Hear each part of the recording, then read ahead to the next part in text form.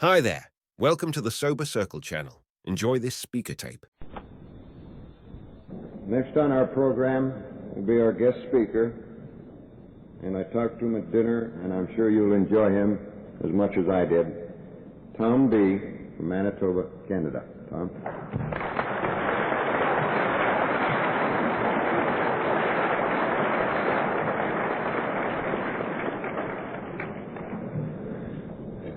Thank you, Paul.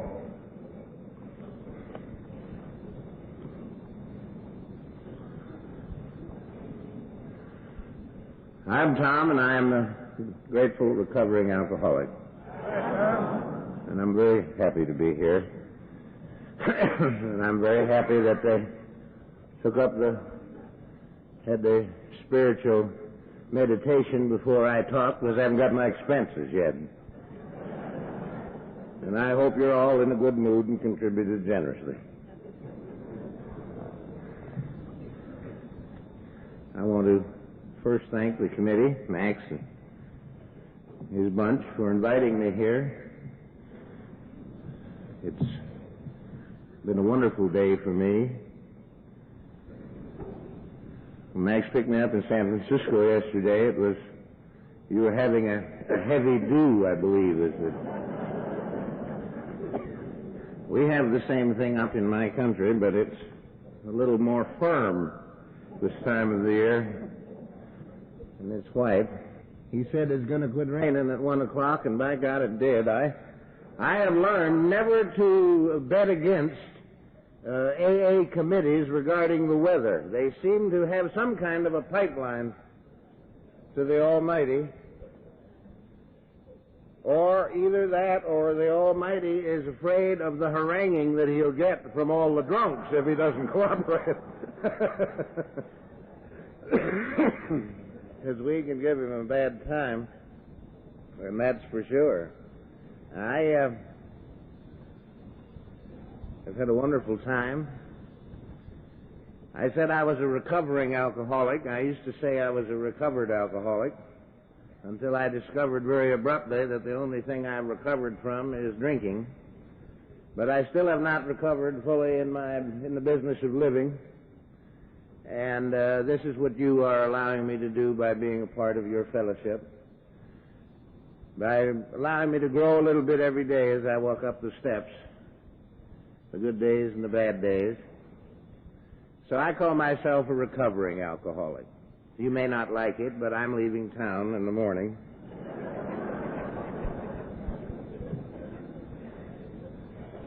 I've met some old friends, and I've met many, many new wonderful friends. AAs or AAs, wherever you go. You sit down there, all of you, and grin like Cheshire cats at somebody who hasn't said anything yet.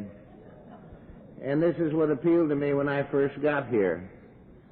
A little gal from Vancouver down here spying on me. Tapes are murder. You can't lie when they tape your talk. We have a tape bug that's a good friend of Bill Mitchell's, and they swap tapes. And I used to think early when I got on this rubber chicken circuit that if I got far enough away from home, I'd give the damnedest talk you ever heard in my life, your life. And I gave it, and it came back home. And that was the end of that nonsense. You even ruined my ability to lie, and I was good at it. A very old and dear friend, Jim Masterson, is here. I am privileged to be a servant of your society, and I succeeded Jim in New York. I know the old saying that you profit without honor in your own bailiwick. I've discovered that at home. But by the time they find out that I'm a wheel, I won't be, which will probably save my life. I succeeded Jim in one of the chairmanships in the board in New York, and I want you to know that he made it very easy. The man contributed a great deal to our fellowship, and it's a great privilege to know him. I also want him to know that I inherited all his mistakes. I come into San Jose yesterday, and everybody in town was deeply concerned about my appetite. I had a very nasty note from Jim in the mail saying he didn't know whether Northern California could survive my ability to eat. I have a number of addictions. Eating is one of them. I have never really felt that gluttony was a moral defect of character. It was more of a hobby with me. I have invested a hell of a lot in this, and and the maintenance is a major problem.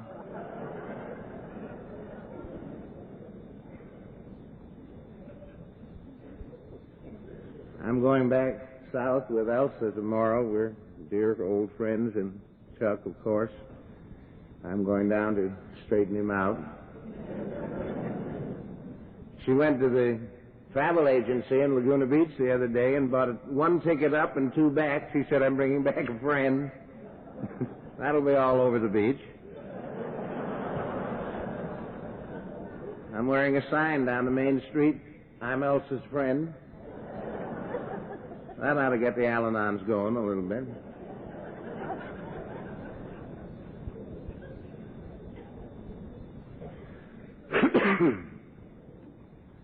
I am what the experts call, and God knows in alcoholism we got experts.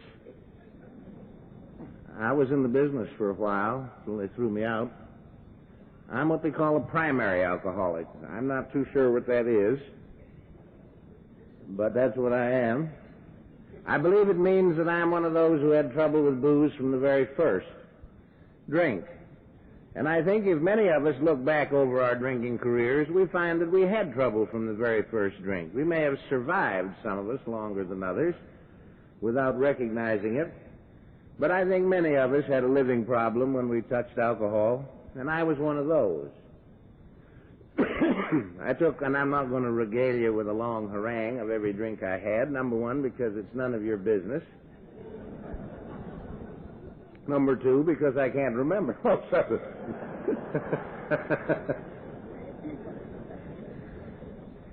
If the people in the balcony would mind their own business, I would tell you on the main floor that I have a bushy head of hair. God, I hate balconies.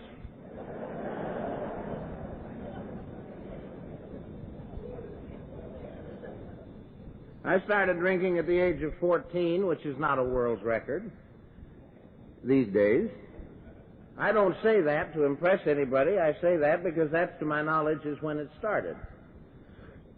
We have in our country, I don't know whether you do, I live in Western Canada, and in this society, you know, there aren't any international boundaries in AA. Did you know that? Have you crossed the border as a member of AA at all? They shuck you through so fast they don't know what hit you. Because usually the guy on the border in the immigration or the customs is a rummy, and you're the last person in the world that he wants to talk to. So if you want to smuggle any contraband across, tell him you're going to an AA meeting. You could come through with the Constitution of the United States. You know.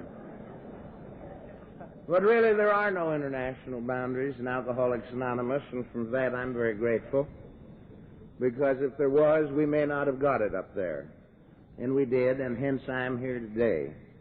And many other Canucks, like myself, are grateful to all of you who saw fit to share what you had with others, who saw fit to share it with us, who saw fit to share it with me.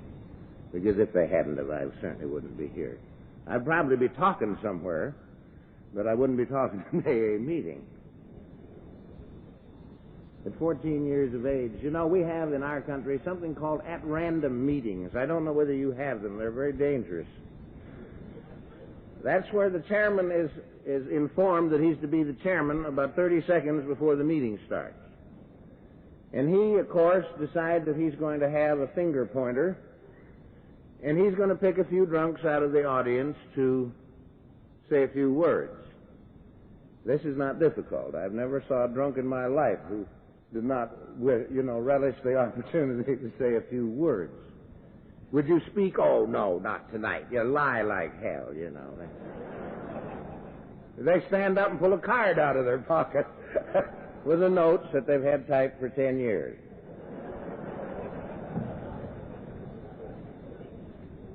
We love sharing. That's not bad. We're supposed to share this thing. But up there, you know, if it gets off on the wrong foot, it can be a little disastrous. And I was over in Louisville one day, and Marty Mann was on the program the next day. And I was talking about this and saying in these meetings, you know, and I said I started drinking at 14.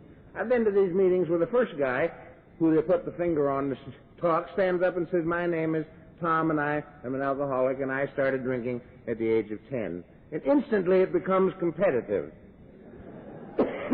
If you're going to start young, and then, you know, Bill has to get up next, and he has to start at 9, or he's out of the competition.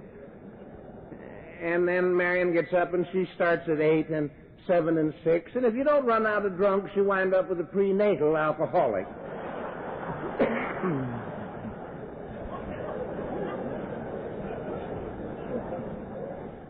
I thought that was a riot, and the next day Marty got up, and she said, that's no joke.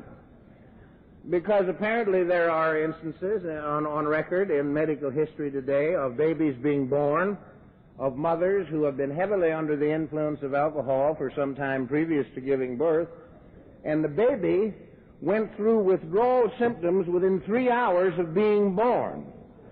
How would you like to be born half in the bag? And I do not think I was born drunk, but I was born thirsty.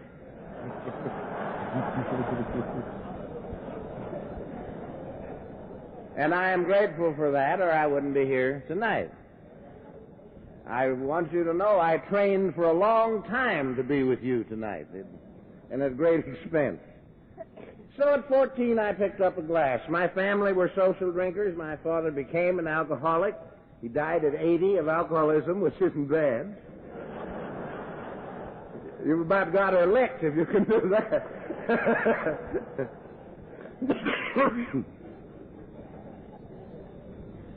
An ordinary, everyday family, I suppose, with the normal attitude toward social drinking. There wasn't any real harassment, or the family wasn't destroyed of alcoholism. It was a family that there really wasn't a great deal of communication between, but I don't think it was because primarily of alcoholism. I think it was just the way we were, you know, and it was a strange situation. And I came along and helped it tremendously, I'll assure you. I was with my father. My father was a man 6'2.5" or 3, 250, 60 pounds, a very large man, a very dynamic guy, a very successful man, businessman. He was one of these fathers that when he said something, it was said. You didn't argue with him. I always felt like I was playing second fiddle to him. I discovered later when you're 14, that's what you're supposed to be playing. I could never have played it successfully. I always lived in fear of him and all. I don't doubt their love, his or my mother, the rest of my family's love for me at all. I remember I was with him. We were out hunting or shooting. I forget which one. There's a difference. We were in the car. I was 14. I was nearly as big physically then as I am now. I had a little less around the middle, a little more on the top. But I was built like a tank, and I lived up to that.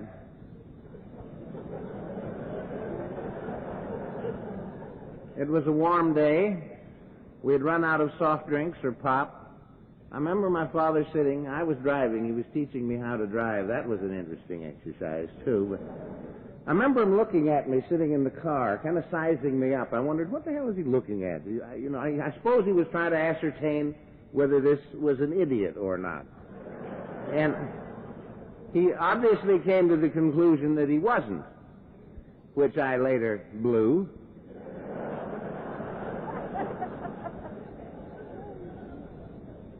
He said, stop the car, it's warm. He said, we haven't got any pop. He said, would you like a bottle of beer? You look a little sweaty. I said, I'll try one. He was sitting on that side of the car with his feet, and I was sitting, and he broke a bottle of beer and handed it to me, and I took a drink, and I thought, Lord, what do they see in that? I didn't like the taste particularly, but I found out very quickly. And I drank it down and stole the second one right there. You learn very quickly. you're a primary alcoholic. I drank the second bottle of beer, to my knowledge, the second one of my life. I got up and I walked around the car. By that time, Father had finished his. He was standing by the car. Remember, 6'2½", 250, 60 pounds. Big guy, bald like an eagle. Very stern sort of a bird. I was always afraid of him. And he never really gave me any reason to be. I walked around the car after drinking the first 2 beers of my life, to my knowledge, and I walked around the car and looked at Father, and a wonderful thing had happened to the old boy. He had shrunk. He'd come from 6'2½" right down there.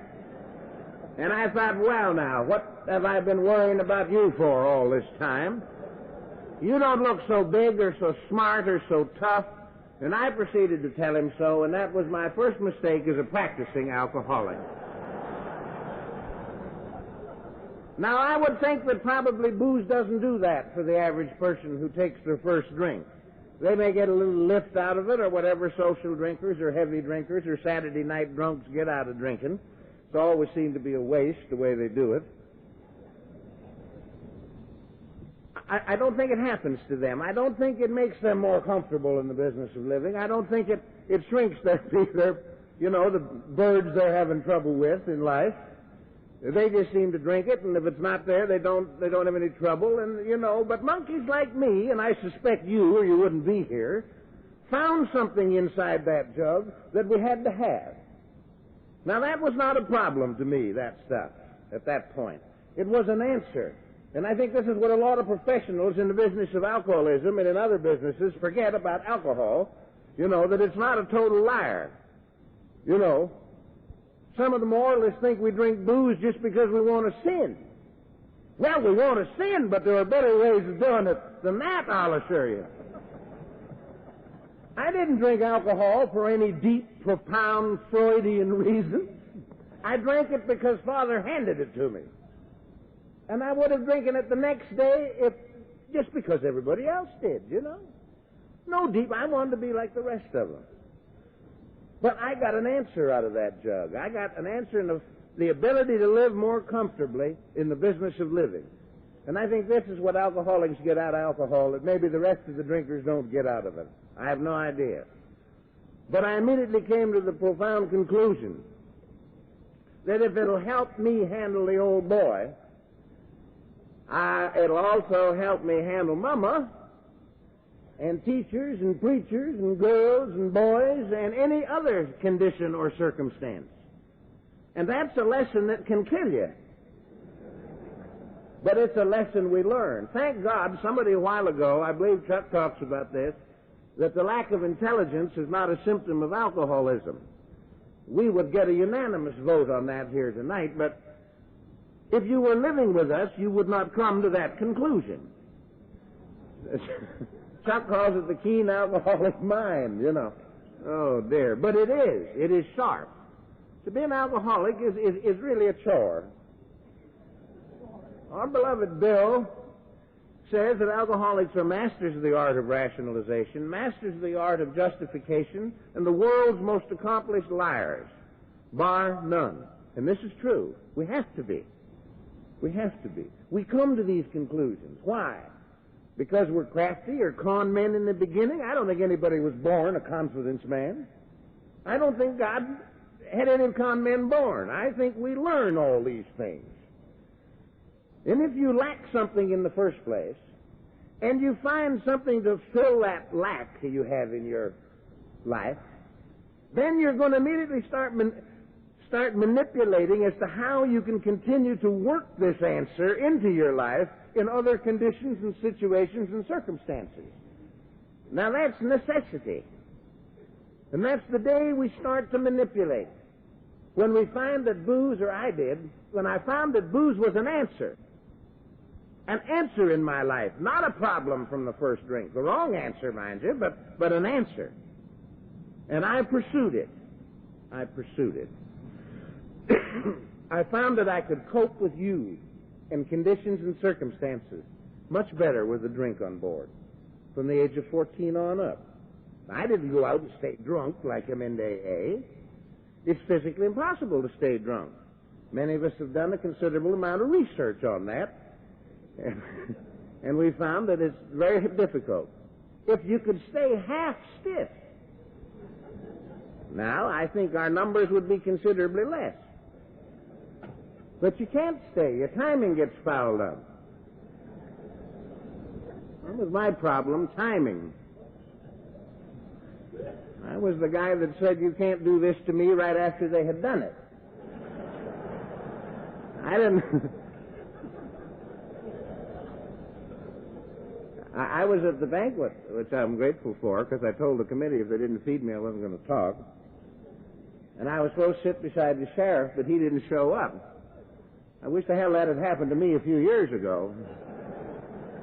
He always showed up then. Now that I'm sober, he doesn't show up. I suppose there's a deep Freudian message there, too.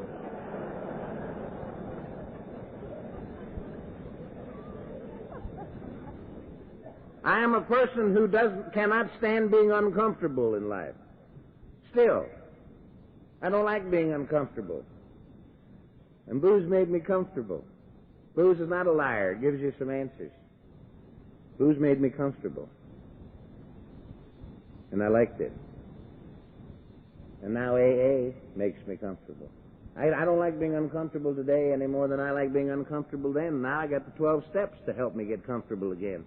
Self-examination and action. But then I had booze. I found out it did some amazing things. I had a tremendous speech impediment. And before the night is over, you'll discover that I've recovered from that more than adequately. I used to stutter terribly. And when you're trying to impress somebody, particularly if it's female, and you're 15 or 16 or 17, and you're trying to endear them with words of love, and you go, that doesn't do a thing for you, I'll tell you. I also found that with a few drinks, I didn't stutter quite as much. And there's a good reason to have a few drinks. I was more comfortable in the business of living when I drank, just as me. I found it moved me from the fringe, which I always felt I was in, right into the middle. Right into the middle. I always felt like I was living on the fringe of the human race. Nobody loved me, nobody wrecked. You know that old hogwash. Maybe hogwash, but it's true, isn't it? You know, it's real to us, and if it's real to us, it's the only important thing. And I took a drink right in the middle. I said, where have you been hiding this stuff? There's always somebody about that point. When alcohol is real meaningful in my life, there's always some monkey coming out of the woodwork that says, don't touch that filthy stuff, it's bad. And if you think he's going to settle that argument at that stage of the game, you got another thing coming. And he can, because I got a couple of wonderful relatives of mine who are in the clergy. And they've matured considerably in the last 14 years. I spent a good many years running away from them, and when I got sober, I discovered I never really had to. They didn't want me in the first place.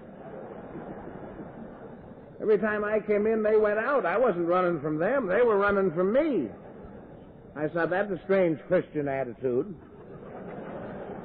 And if you'd have smelled like I smelled, you'd have run too, I'll tell you.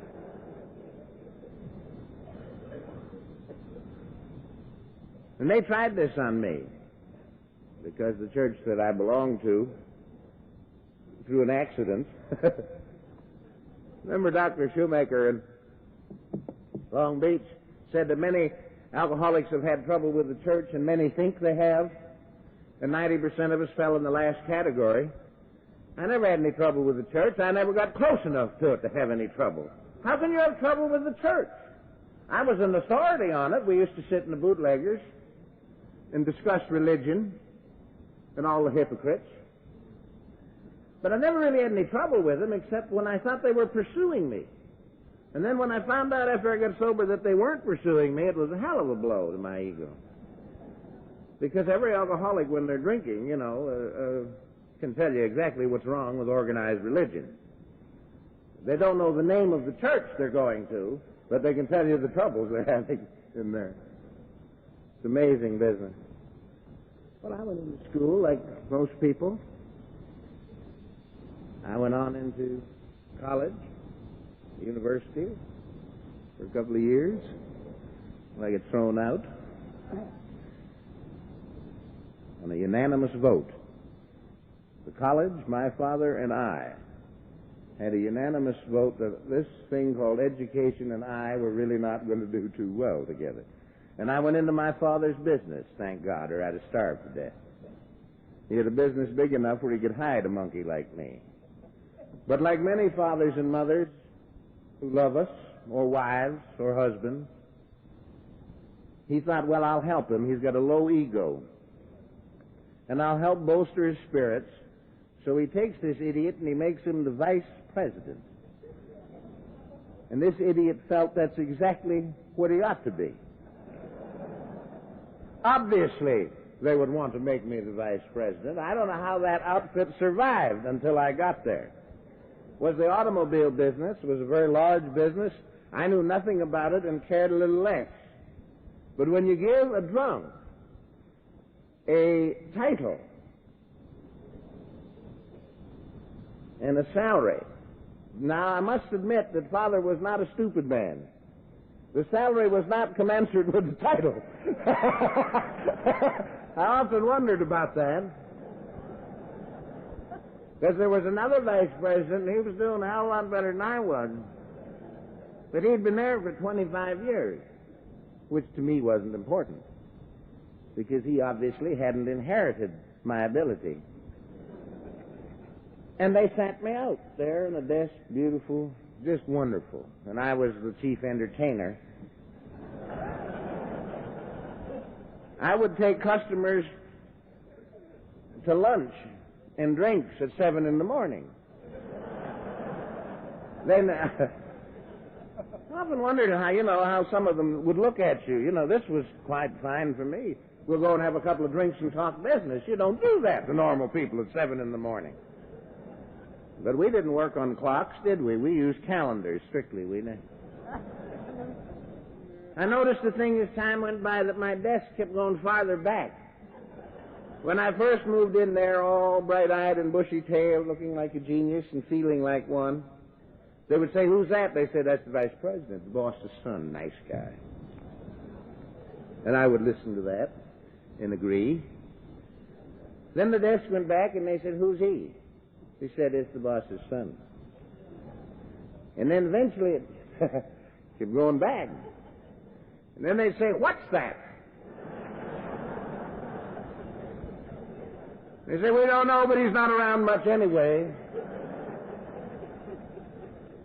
And when he is, we don't know whether he's walking or riding.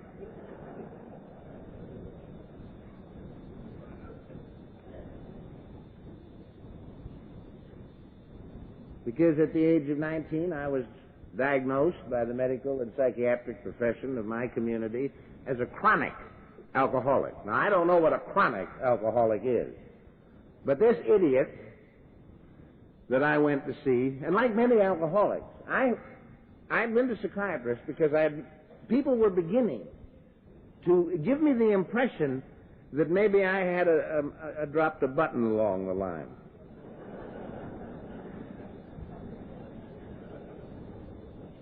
Your family begins, So I went to see a psychiatrist, and he was a nice psychiatrist, and we would drink together. I went under an assumed name.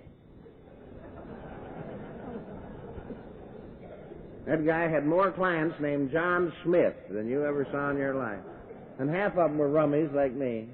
Now, he knew who I was, and I knew that he knew who I was, so we went through the damnedest performance you ever saw every time we had a seance. And he eventually said, "You're going to go insane if you don't quit drinking." Now, if he had not used the word "go," I think he'd have had me. But you're 19 years old, you're bright-eyed and bushy-tailed, you're built like a Mack truck. You can wash your face in the morning after drinking all night and go home and go out again, and this idiot is telling me that I'm going insane. And I promptly suggested that he go back to school because wherever he'd graduated from hadn't certainly been a high-class institution of learning, because he didn't have much on the ball. I went to a doctor, and the doctor said, and like many drunks, you know, when you're in the middle stages, your alcoholism, when you go to a doctor, your wife suggested you found, why don't you go to a doctor? You seem to be having some trouble, which is the understatement of the year. We get sober for a couple of days, and then we go to the doctor. Later on, the timing got fouled up slightly, but, you know, in the early days, you'd get sober. You'd get looking like an Olympic athlete, and you'd sally forth into the doctor. And he'd examine you, and he'd think the people that sent you were out of their cotton-picking mind. And you'd agree. They say, what's trouble? I haven't got any trouble. Your eyes are clear, you know, you got a little whiskey tan, but you tell them you're...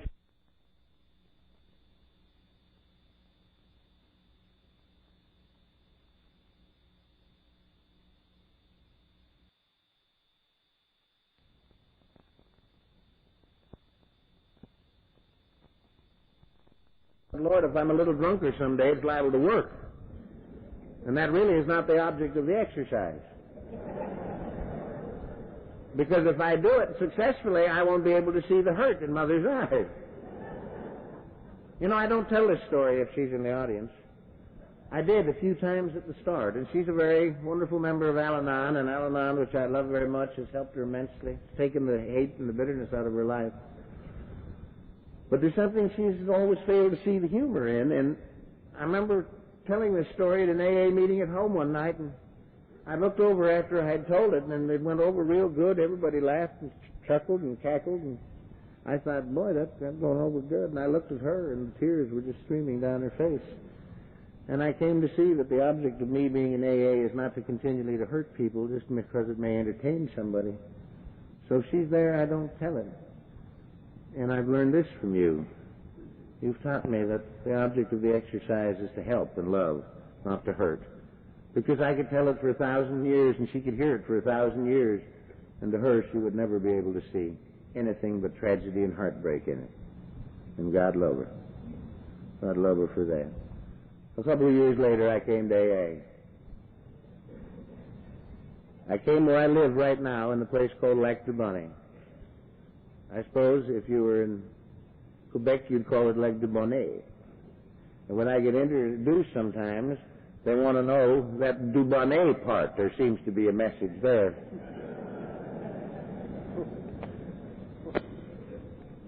I wouldn't be caught dead drinking du Bonnet. Then, I was down there. It was New Year's, 1956, 55, I think. I was with my family. I had been in 10 times as much trouble, and 10 times as sick, 10 times as scared, and 10 times as lonely. That's why I'm always mystery about the business of surrender and alcoholism. You know, if you followed us around, if my family followed me around, which they tried to do, I'm sure there'd be 1,000 times where they would have said, today will be the day. Today will be the day. Today you'll throw in the towel, nothing happened. And they would never have said it the day that it happened. They would never have said it because I wasn't in any trouble. New Year's Eve, I had to get drunk, but I hadn't got any drunker than anybody else. I hadn't made a fool of myself. I wasn't in that much trouble. As I said, I was surrounded by the people I loved the most in the world, and I'd been in those lonely hotel rooms and in those cells, you know, and running out of people on occasion here and there and all over the place. And so lonely I couldn't stand it. And here I was surrounded by the people, and that's the day it happened. People had tried to talk to me about all those things. I got up on New Year's Day, and I wasn't feeling too well, and I had a few belts, and we went over and had a liquid breakfast, and we went somewhere else and had a liquid lunch. I had a tremendous capacity, like most alcoholics. I'm not only built like a tank, you know, like most of us. And we went over to a party put on by one of the local people in town, and his son, who was younger than I was 28, and I thought I'm too young and too smart to be an alcoholic, particularly too smart. And his son, I'd heard, had a lot of trouble. We'd had the odd drink together, but never drank together. We'd gone to school together for a year, but we'd really had no relationship at all. We didn't identify. We lived in completely different worlds. But I heard this guy with rummy. He'd lost his wife and kids, wound up on Skid Row in Toronto. He joined something called AA, which I'd heard about. It had been suggested to me on a number of occasions. We'd discussed you at length in the watering troughs around my country. A bunch of religious fanatics, pious slobs, gutless wonders. I had you all pegged. The only guy I knew that was a member of AA, or I thought was a member of the mounted police. We used to confiscate booze on the highway at night together and drink it. You're not supposed to drink it. And he told me, he came in to see me one day at night, and I was really in the bag, and he said, I joined AA, I think you ought to. I said, you're out of your cotton-picking head. But then as I got drunker, I got more sentimental, and I said, tell me about this thing. And he would, and every night he'd come back and tell me about it until he'd get sick of it, and we both get drunk together. I found he'd never been to AA. He dropped into the club for a coffee a couple of afternoons to get his wife off his back. He's still drinking, and he's still a mounted policeman. That's one that ain't going to get his man, I want you to know. I walked into this house, and here was this guy. When I went in, I tripped over the front stoop, and I slid into the living room on my navel. I'd been pulled out of every ditch within a 50-mile radius of this town.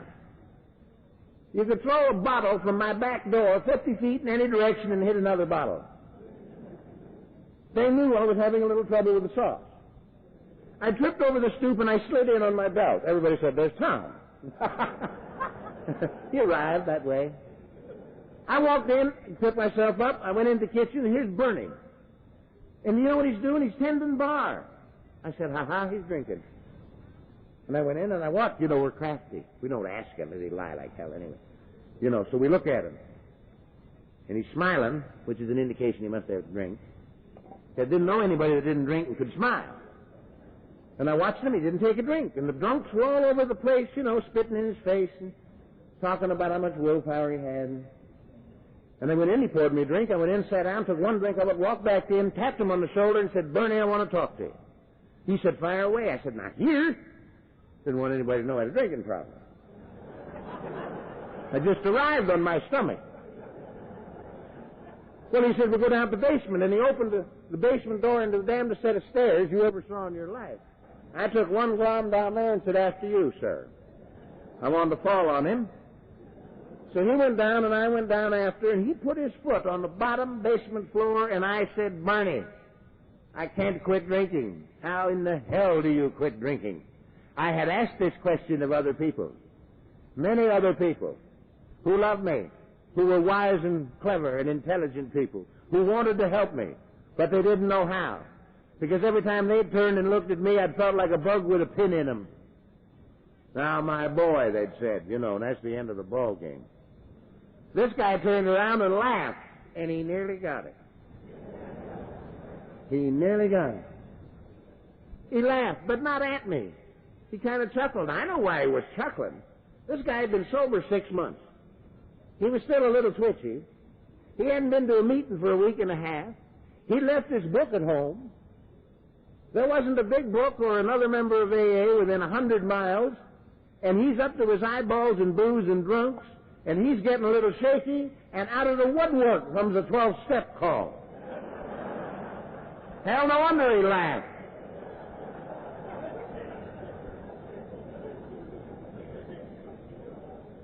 Out of the woodwork comes Breen, and he laughed. And he put his hand on my shoulder, and he said, sit down, and we'll talk. And he smiled, and he never stopped smiling. Funniest thing I ever saw. Never dawned on me you could be sober and happy. He talked about hopelessness and loneliness and fear and futility and guilt and remorse. The gut-eating fear, the gut-eating loneliness of alcoholism, the laying in bed and the why, the resolves and the promises and the sincere ones. And all of a sudden, the tragedy again. And he started talking about this thing, and he never quit smiling, and he built a bridge of understanding, the like of which I have never experienced before or since. And he said, we'll go to a meeting. I said, okay. He said, I'll call you Tuesday. This was Monday. I said, do that. And I proceeded to go out and get drunker. And much point in quitting drinking when you're sober.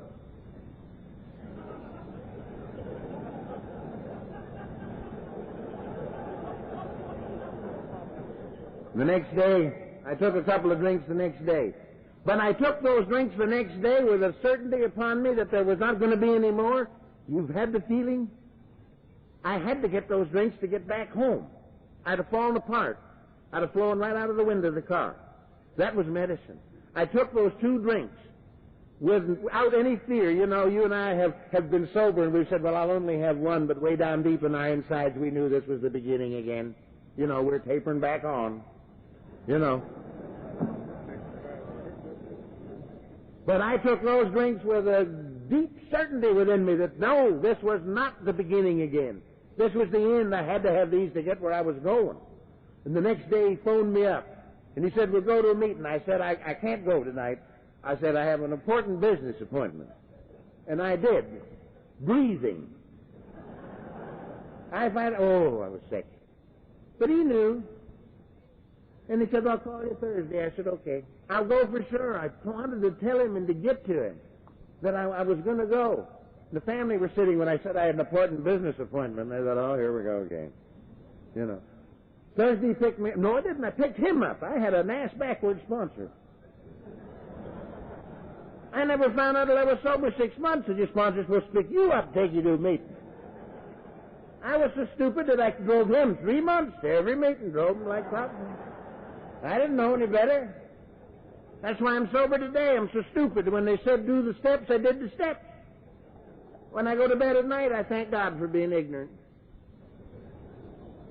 As I see a lot of smart guys have a lot of trouble with this program. If you're stupid like me, you can't miss. Some guy said, do it, you do it. I'd asked all the while. And I walked into the meeting that night, and there they were, all sitting around grinning like idiots. I thought these guys are either as phony as can be, or they got something. A wonderful old cardinal that night sat down and talked with me for 3 hours, and I never heard a word he said. But I heard how he said it. And I noticed the way he talked. And I noticed the look in his eyes. And I heard that laughter. And I saw those smiles. And I felt that handshake, and that wasn't easy for them. Like grabbing on the tail of a whitefish. Ever tried to shake hands with a drunk in his first meeting?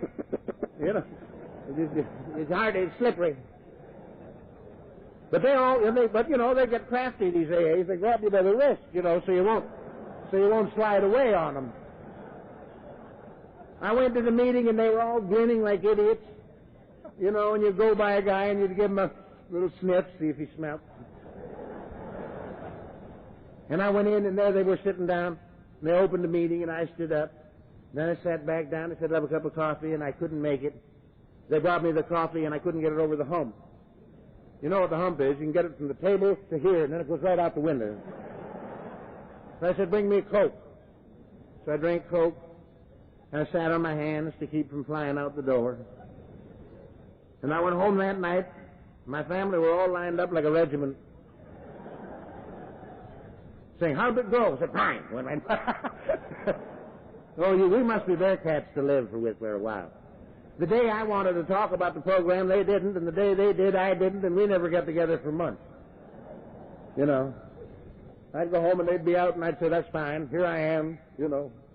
They don't want to talk. And then the night they'd want to talk, I'd go in. I went in my room and I slammed the door, mean as can be. I laid down in the bed and I fell apart. Completely fell apart.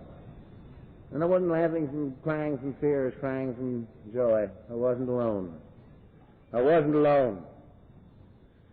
And I bawled like a baby. And I wasn't ashamed, I don't think. I said, God, if I can just stay with these people. I don't know what they got. They got a lot of profundity. I saw the word God on the wall, and that upset me a touch. And the only reason it upset me was because of my ego. I thought, Lord, if I got to go back to those 2 preachers and tell them that maybe they were right, I'll never be able to make it. I had suspected that there was something to do with God in this deal you had. I don't know whether I suspected there was or whether I was afraid there was. You know. Wasn't it Father Dowling had said he suspected that if he ever gets to heaven, it'll be from backing away from hell? Isn't that beautiful? And I didn't get to Alcoholics Anonymous looking for sobriety. I I got there, as Father Dowling said, running away from drunkenness. I didn't get to Alcoholics Anonymous through a deep, sincere desire to change my life. I had run out of time. I couldn't not live that way any longer. And I kept going to meetings. Kept going to meetings. And I was stupid enough that they did what they told me. They said, take step 4. I went home, wrote step 4. One of my sponsors was a colonel in the Army, big, long gink. Good guy. I used to hate his guts when I was drinking them. I never knew a colonel who didn't drink. I thought this guy's got to have political connections. To get to be a colonel and not drink, you got to know the prime minister. He didn't know anybody. He'd been a drunk. That's why he didn't drink. He said, do these things. I have a sponsor. How are you doing on step 5? So ain't ready for that. Still working on step 4. Have you had those? They've been working on it for 4 years. It's impossible. They said, you know, we're not in a competition. After you do step 4, we're not going to pin it on the board, you know, and we're not going to compare yours with all the rest of the members to see how you fare. You just do it and burn it and then go and take step 5. I did it, burned it, went and took step 5. I was sober about a year and a half, and I found out that's not the way you're supposed to do it at all. But I did it, and I'm glad I did. And as I walked in this thing with no faith in the beginning, I had faith in dollar bills and whiskey, period. I believed because I'd gone to Sunday school. But I didn't have faith. Blind faith that through you, I saw you smile. Don't ever quit smiling. Don't ever quit laughing. We got a few cardinals in this outfit who are going to tell you you're too flippant. You've got to be serious about this thing. You bet your pants you've got to be serious about it. You can't be sober and be happy. You're going to get sick, baby. And don't ever forget it.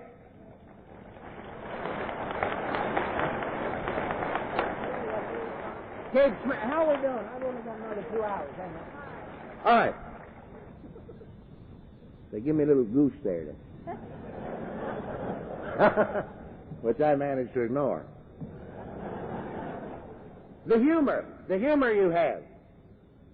I expected when I walked into your meeting you'd all be sitting around the room with your chins on your navels, feeling sorry for yourselves because you couldn't drink, and I walked in the room and you were all laughing like idiots. You were smiling. You smiled through your eyes, your face, your hands, you know. I'm convinced that the humor that God gave us, I don't think it just was accidental. I don't think because it's all, you know, because we're all a little bit nuts. We are all a little bit nuts. So what? So what? He gave us a sense of humor because it's a bridge. It's one of the great bridges between the sober drunk and the drunk drunk. If you can settle that drunk, then he can get sober and be joyously happy. Just a little glimmer. If you can just convince him a little bit that this being sober ain't bad, Dad, you may even start to laugh a little.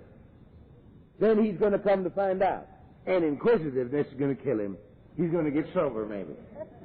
Don't ever quit laughing. And when some monkey tells you, you got to be serious, you can be serious joyously. You don't have to be serious morbidly. Keep laughing and keep smiling and keep sharing and keep caring. Because that's how this thing works. Not from some windbag like me talking to you, but because somebody came over and put his hand on my shoulder and laughed in my face and said, sit down and we'll talk. And he talked about him, not me. And he talked about hopelessness, loneliness, fear, futility, guilt, and remorse. And I'm here. It's as simple as that. And I started to shed the fears. I came in with a tremendous fear upon me and a tremendous certainty upon me that I would never again be used to anybody in the world. What a tremendous feeling this is to come into AA with a feeling, well, maybe I can get sober, but I'm a total loss. I came from a background that people helped me to think that I was nothing. Accidentally, not on purpose. If you had alcoholism on that, and by God, you come up with a pretty empty human being. No, nothing. And I began to feel just a little bit. Somebody asked me to clean an ashtray one night. I said, holy mackerel. I cleaned it. They hadn't asked me to clean an ashtray at home. I'd broken them all. Then I got a little hope, and I started to shed the hopelessness and the loneliness. I found as Marty, when she came back from her first meeting and talked to Granny, and said, Granny, we're not alone, a great phrase. I didn't think anybody thought like I did, felt like I did, hurt people like I did. And I found out there's a mess of you, and you survived. And you survived. And you said, walk with us. Walk with us. Walk up the steps. I said, well, I'm all for that, but you know, you get smart after you get sober. You get so smart you nearly get drunk again. Gee whiz. And they kept me busy, this bunch. I found myself surrounded with some of the toughest sponsors in the business. The people who told me what I had to hear, not what I wanted to hear. You know. The people who run me off to take step 5. I was sober a while, never knew that you didn't have to. I could have told my sponsor to drop dead, and he couldn't have done a thing about it. But by the time I found that out, I'd done them. And I'd found in doing that I'd found some more answers. So I kept doing. And they moved me here, and they moved me there. And in the 8th year of my sobriety, I've had the worst year I ever had in my life. I met a guy by the name of Chuck about 8 years ago. And his wife, Elsa, and we fell in love. And I've been freeloading on him ever since. And he talked and he made this thing simple and he laid it out for me. And I've gained another mother and father, as well as a beloved friends. And he simplified it. He took me around spiritual corners. He laid it simply for me.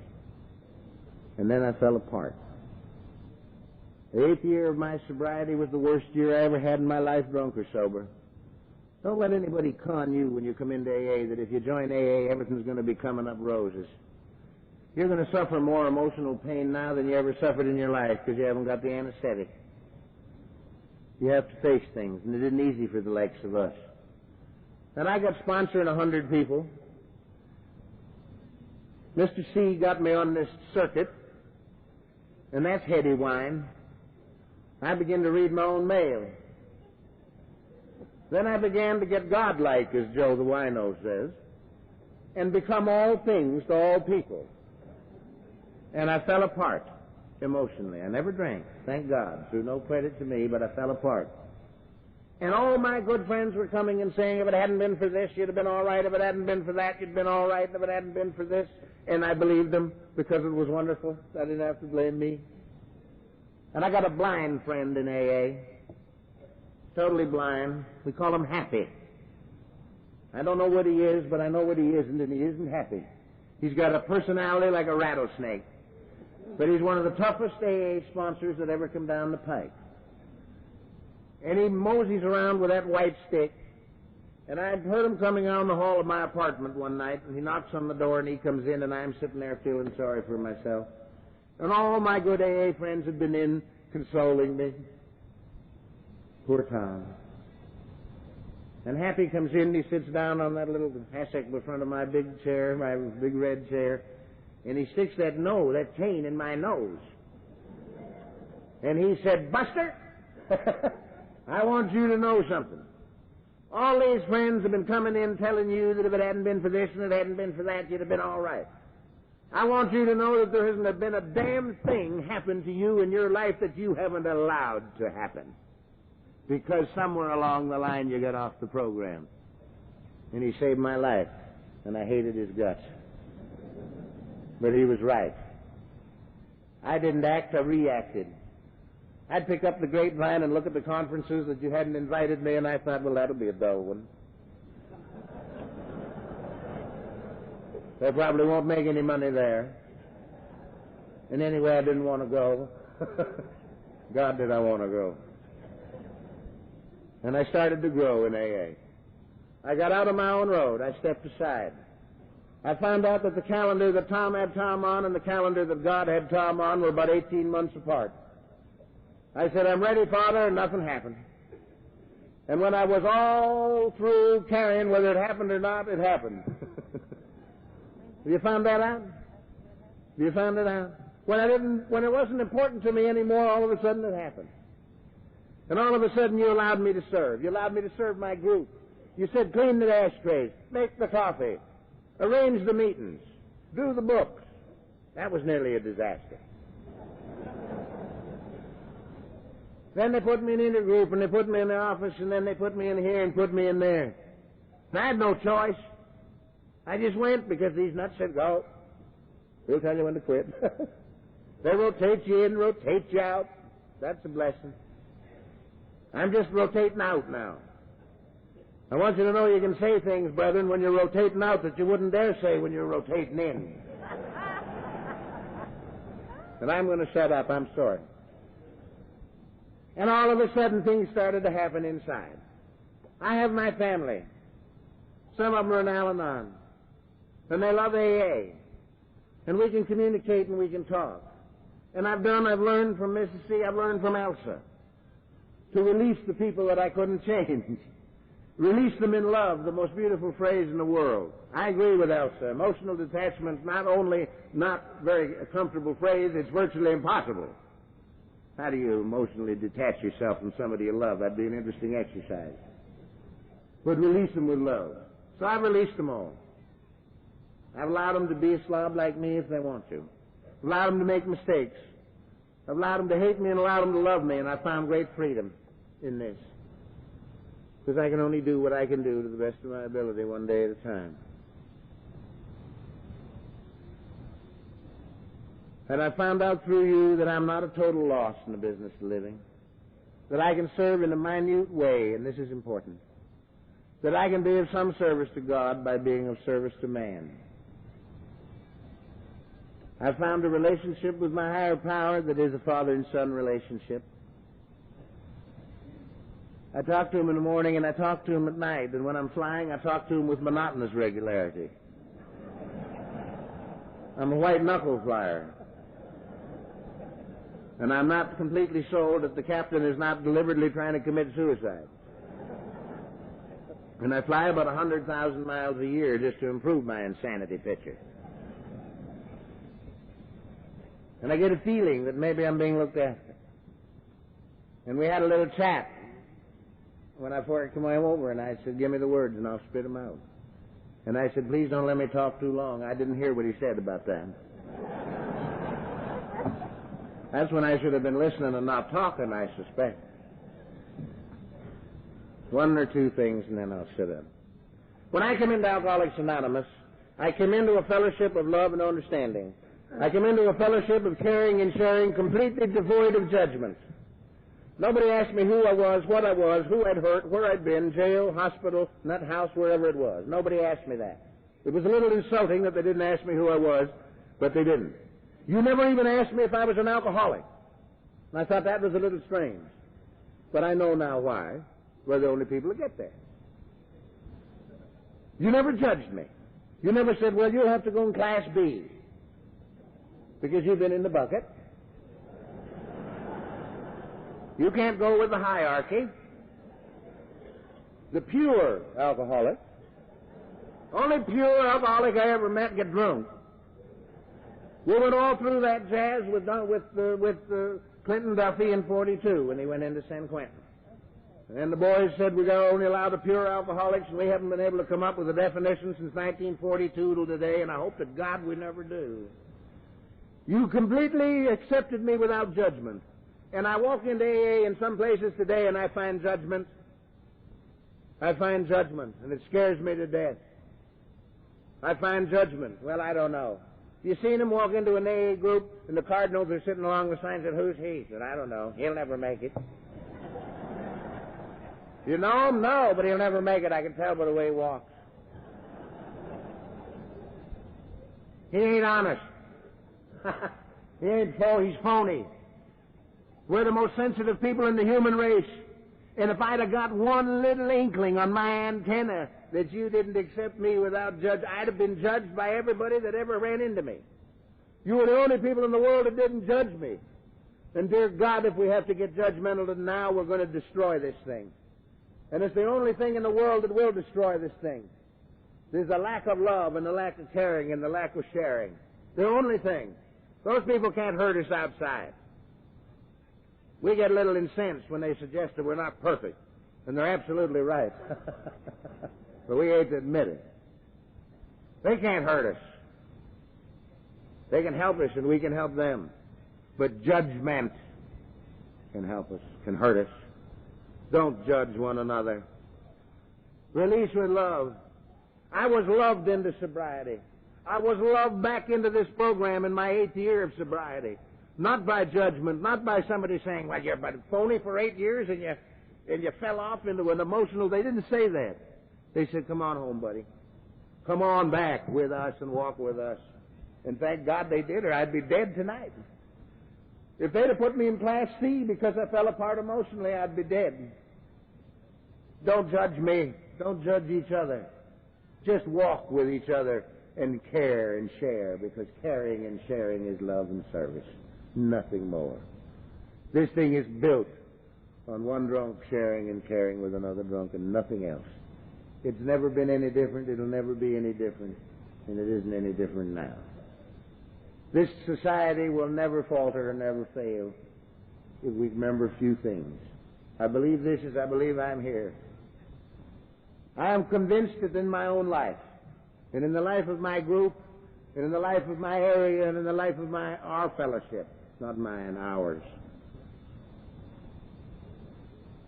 nothing can happen that I can walk hand in hand with you and hand in hand with God. That we can help people and hence help ourselves and hence serve God. Because the only way we can serve God is to serve each other. The only way. And the only way we can ever hold together, the only way we can continue to hold together in love and in understanding and in caring and in sharing, and to allow that sick, crying drunk to stand up and walk and be helped, is that you and I never for one instant in our own lives, in the lives of our group, in the lives of our beloved fellowship, ever forget for one fraction of 1 second that in that whole deal there is but one ultimate authority, a loving God, the Father of life. And God bless you. It's good to be here.